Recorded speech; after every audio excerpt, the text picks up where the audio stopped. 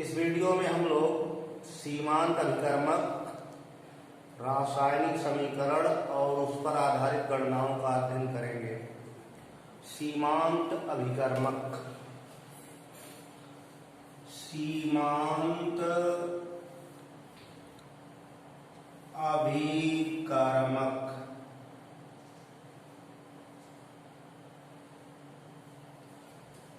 Limiting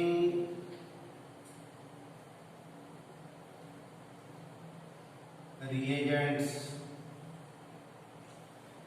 limiting reagent या सीमांत अभिकर्मक को समझने के लिए एक सामान्य अभिक्रिया का उदाहरण लेते हैं। जैसे 2A + B gives 3C + D। यह एक सामान्य रासायनिक अभिक्रिया है। इसमें A और B ये अभिकारक हैं, C और D उत्पाद हैं। अभिकारकों की रासायनिक अभिक्रिया से उत्पाद बनते हैं। A और B परस्पर अभिक्रिया करेंगे तो C और D का निर्माण होगा। अभिक्रिया के अनुसार 2 मोल A 1 मोल B परस्पर अभिक्रिया करके 3 मोल C और 1 मोल D बनाते हैं। A और B के मध्य अभिक्रिया तब तक चलेगी जब तक दोनों के मोल उचित अनुपात में उपस्थित होंगे। इसमें एक पहले खत्म हो जाए तो अभिक्रिया बंद हो जाएगी। इसलिए दोनों में जो अभिकारक कम मात्रा में उपस्थित होगा, अभिक्रिया उसी के अनुसार चलेगी। यदि B की मात्रा कम है, B के मोल कम हैं, तो अभिक्रिया B के मोलों के अनुसार चलेगी।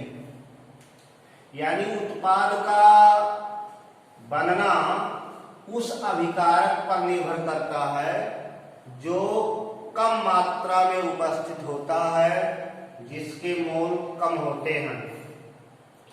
तो सीमांत अभिकर्मक की परिभाषा है कि किसी रासायनिक अभिक्रिया में उपस्थित वह अभिकारक जो सीमित मात्रा में उपस्थित होता है, जो कम मात्रा में उपस्थित होता है, वह अभिक्रिया में बनने वाले उत्पाद की मात्रा को निर्धारित करता है। उसे सीमांत अभिकर्मक कहते हैं। अभिक्रिया में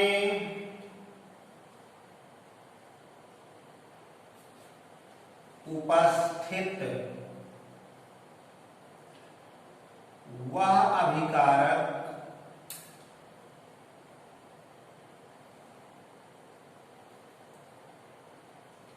जो सीमित मात्रा में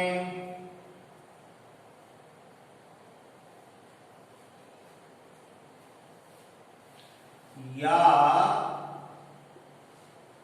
कम मात्रा में उपस्थित होता है,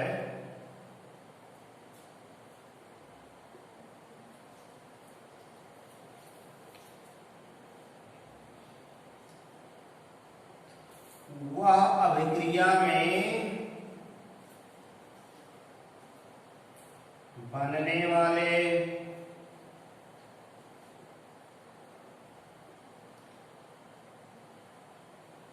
उत्पाद की मात्रा को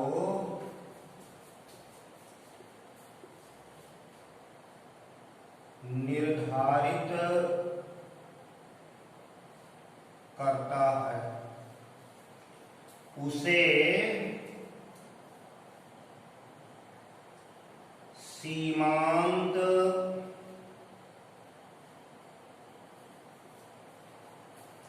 अभिकर्मक कहते हैं। तो किसी रासायनिक अभिक्रिया में उपस्थित वह अभिकारक जो सीमित मात्रा में या कम मात्रा में उपस्थित होता है वह अभिक्रिया में बनने वाले उत्पाद की मात्रा को निर्धारित करता है, उसे सीमांत अभिकर्मक कहते हैं, लिमिटिंग रिएजेंट कहते हैं। जैसे सिल्वर नाइट्रेट और सोडियम क्लोराइड की अभिक्रिया कराने पर सिल्वर क्लोराइड अवक्षेपित होता है और साथ में सोडियम नाइट्रेट बनता है। रासायनिक अभिक्रिया से स्पष्ट है कि 1 मोल सिल्वर नाइट्रेट 1 मोल सोडियम क्लोराइड से अभिक्रिया करेगा तो 1 मोल सिल्वर क्लोराइड 1 मोल सोडियम नाइट्रेट बनेगा। यदि अभिक्रिया कराने में 1 मोल सिल्वर नाइट्रेट और 0.5 मोल सोडियम क्लोराइड लिया जाए तो अभिक्रिया सोडियम क्लोराइड के मोलों के अनुरूप चलेगी, क्योंकि पूरी अभिक्रिया होने के लिए सिल्वर नाइट्रेट और सोडियम क्लोराइड दोनों 1-1 मोल होने चाहिए, लेकिन सोडियम क्लोराइड यहाँ 0.5 मोल है। इसलिए रासायनिक अभिक्रिया तब तक चलेगी जब तक 0.5 मोल सोडियम क्लोराइड की खपत हो जाए। तो 1 में से 0.5 सिल्वर नाइट्रेट खर्च होगा और 0.5 बचा रहेगा। 0.5 मोल सिल्वर नाइट्रेट और 0.5 मोल सोडियम क्लोराइड क्रिया करके 0.5 मोल सिल्वर क्लोराइड और 0.5 मोल सोडियम नाइट्रेट बनाएंगे। तो इसमें सिल्वर नाइट्रेट अधिक मात्रा में है और सोडियम क्लोराइड कम मात्रा में है, तो अभिक्रिया सोडियम क्लोराइड के मोलों के अनुरूप चलेगी।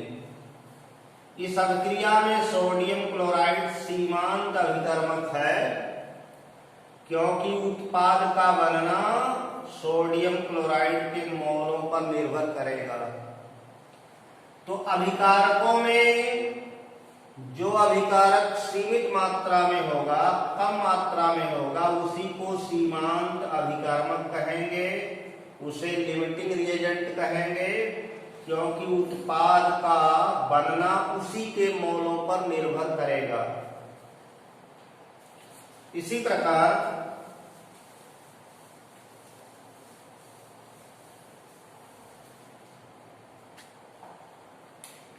बेरियम क्लोराइड सल्फ्यूरिक अम्ल से अभिक्रिया करके बेरियम सल्फेट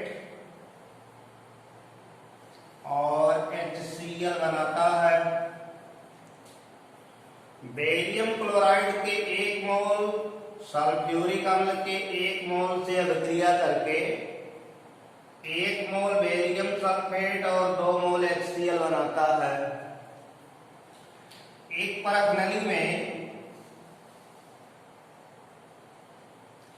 बेरियम क्लोराइड का विलयन ले लिया जाए, बेरियम क्लोराइड का सॉल्यूशन ले लिया जाए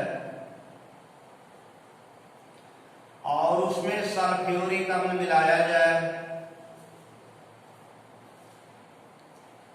तो आप देखेंगे कि सल्फ्यूरिक अम्ल मिलाने पर नीचे सफेदी आएगी, बेरियम सल्फेट का सफेद अवक्षेप बनेगा। सल्फ्यूरिक अम्ल ज्यादा मात्रा में मिलाएंगे तो ये अवक्षेप तब तक बनेगा जब तक बेरियम क्लोराइड उपस्थित रहेगा, उसमें बेरियम आयन उपस्थित रहेंगे, तभी तक अवक्षेप बनेगा। जब बेरियम आयन पूरे सल्फेट आयनों से मिल चुके होंगे सल्फ्यूरिक अम्ल मिलाने पर बेरियम सल्फेट नहीं बनेगा।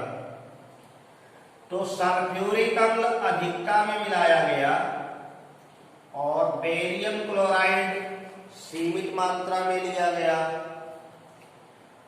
तो बेरियम क्लोराइड यहां सीमांत अभिकर्मक कहलाएगा। इसी के अनुरूप बेरियम सल्फेट का अवक्षेप प्राप्त होगा। तो किसी रासायनिक अभिक्रिया में भाग लेने वाले अभिकारकों में जो अभिकारक सीमित मात्रा में होता है, कम मात्रा में होता है, जिसके मोल कम होते हैं, उसे सीमांत अभिकर्मक कहते हैं और वह अभिक्रिया में बनने वाले उत्पाद की मात्रा को निर्धारित करता है। इसके पश्चात रासायनिक समीकरण की बात करेंगे। रासायनिक समीकरण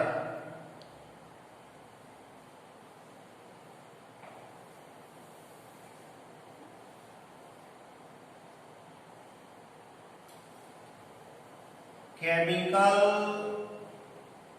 इक्वेशन।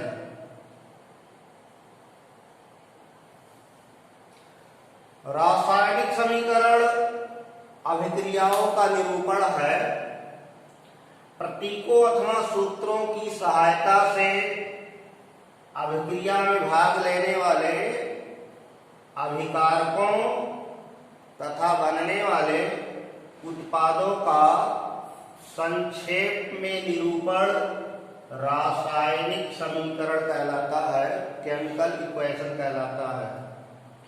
जैसे सोडियम हाइड्रोक्साइड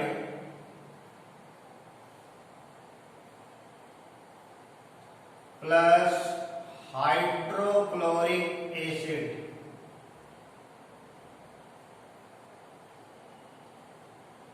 दोनों मिलकर सोडियम क्लोराइड और वाटर का फॉर्मेशन करते हैं। तो यह एक शब्दावली में निरूपण है कि सोडियम हाइड्रोक्साइड और हाइड्रोक्लोरिक अम्ल की अभिक्रिया कराएंगे तो सोडियम क्लोराइड और जल बनेगा। इसको सूत्रवत रूप में लिखें तो NaOH plus HCl gives NaCl plus H2O। यह रासायनिक समीकरण कहलाता है। इसे रासायनिक समीकरण कहते हैं। इसमें अभिकारक बाईं तरफ और उत्पाद दाईं तरफ लिखा जाता है। इस रासायनिक अभिक्रिया में अगर ये बढ़ा दिया जाए कि NaOH का जलीय विलयन HCl के जलीय विलयन से क्रिया किया और बना NaCl का जलीय विलयन, तो थोड़ा डिफाइन हो जाएगा, परिभाषित हो जाएगा कि NaOH एक्वस है, जलीय है, HCl जलीय है, दोनों रिएक्शन करके NaCl का जलीय विलयन और जल बनाते हैं। जल लिक्विड है, द्रव अवस्था में है। तो रासायनिक अभिक्रिया में अगर सबस्क्रिप्ट लगा करके थोड़ा और उसको हाईलाइट कर दिया जाए, प्रदर्शित कर दिया जाए, तो जानकारी हो जाएगी कि वो पदार्थ ठोस अवस्था में है या द्रव अवस्था में है या गैस अवस्था में है अथवा उसका कोई विलयन प्रयोग किया जा रहा है। जैसे नाइट्रोजन गैस हाइड्रोजन गैस से अभिक्रिया करके अमोनिया गैस बनाती है। तो जी लिख देने का मतलब है कि गैस अवस्था में है। 1 मोल नाइट्रोजन गैस 3 मोल हाइड्रोजन गैस से अभिक्रिया करती है तो 2 मोल अमोनिया गैस बनेगी। तो यह एक रासायनिक समीकरण है जो अमोनिया के बनने को निरूपित करता है, अमोनिया बनने को दर्शाता है। 1 मोल नाइट्रोजन 3 मोल हाइड्रोजन से अभिक्रिया करेगा तो 2 मोल अमोनिया बनेगी। यह एक संतुलित समीकरण है। यह एक निश्चित अनुपात है कि 1 मोल नाइट्रोजन 3 मोल हाइड्रोजन से अभिक्रिया करेगी। तो यह इसकी स्टोइकियोमेट्री कहलाती है। यह इसका अनुपात निश्चित अनुपात कहलाता है। गणनाएं इसी आधार पर की जाती है। अगर 1 लीटर नाइट्रोजन होगी तो 3 लीटर हाइड्रोजन लगेगा और दोनों मिलकर 2 लीटर अमोनिया बनाएंगे।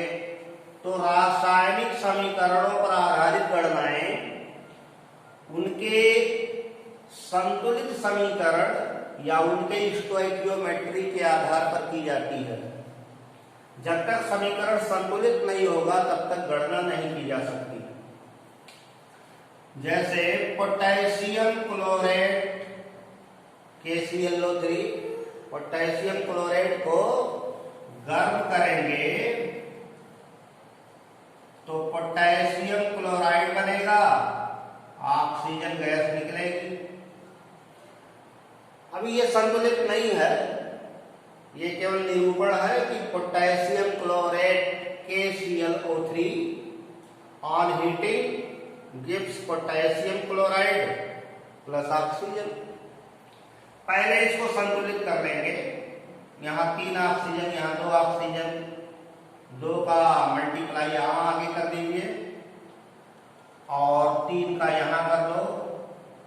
3 दूना 6, 2 तिया 6, 2 KCl। ये संतुलित हो गया। अब ये संतुलित समीकरण कह रहा है कि 2 मोल पोटेशियम क्लोराइड को गर्म करिएगा तो 2 मोल पोटेशियम क्लोराइड और 3 मोल ऑक्सीजन बनेंगे। इसको ग्राम द्रव्यमान में देखा जाए, 2 गुणे पोटेशियम का परमाणु भार 39, क्लोरीन का 35.5, ऑक्सीजन का 16×48, 2 गुणे 8, 5, 13, 9, 22 के 2, 2, 4, 2, 6, 3, 9, 3, 12, 122.5 का गुना करेंगे। 2 पंचे 10, 2 दूनी 4, 1 5, 2 दूनी 4, 2 1 2, 245 ग्राम पोटेशियम क्लोराइड को गर्म किया जाए तो 3 मोल ऑक्सीजन बन रही है। 3 गुणे 32, 32 तियाएं 96 ग्राम ऑक्सीजन मिलेगी। अगर 245 ग्राम पोटेशियम क्लोराइड को गर्म करेंगे तो 96 ग्राम ऑक्सीजन मिलेगी। और पोटेशियम क्लोराइड कितना मिलेगा? 2 गुणे पोटेशियम का 39, क्लोरीन का 35.5, ये हो जाएगा 2 गुणे 9, 5, 14 और 3, 3, 6, 1, 7 गुणा कर लेंगे तो 2 पंचे 10, 2 चौक 8, 1 9, 2 सत्ते 14, तो 149 ग्राम पोटेशियम क्लोराइड बनेगा और 96 ग्राम ऑक्सीजन बनेगी। ये निश्चित है, समीकरण यही कहता है। अब यदि आपको गणना करना है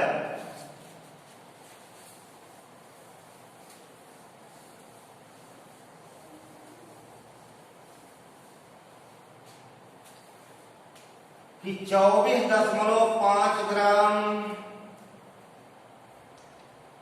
पोटेशियम क्लोराइड को गर्म करने पर कितने ग्राम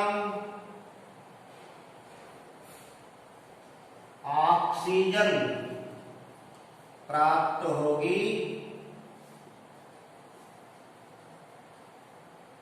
तो यहीं से लिखा जाएगा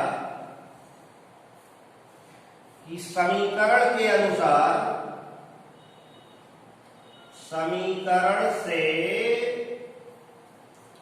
स्पष्ट है कि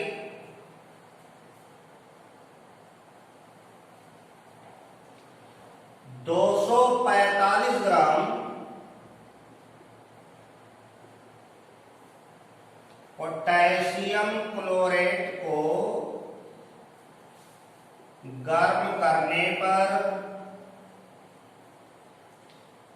प्राप्त ऑक्सीजन का द्रव्यमान बराबर 96 ग्राम। ये समीकरण बता रहा है कि 245 ग्राम पोटेशियम क्लोराइड को गर्म करेंगे तो 96 ग्राम ऑक्सीजन मिलेगी। इसलिए जो गणना करना है वो निकाला जाए।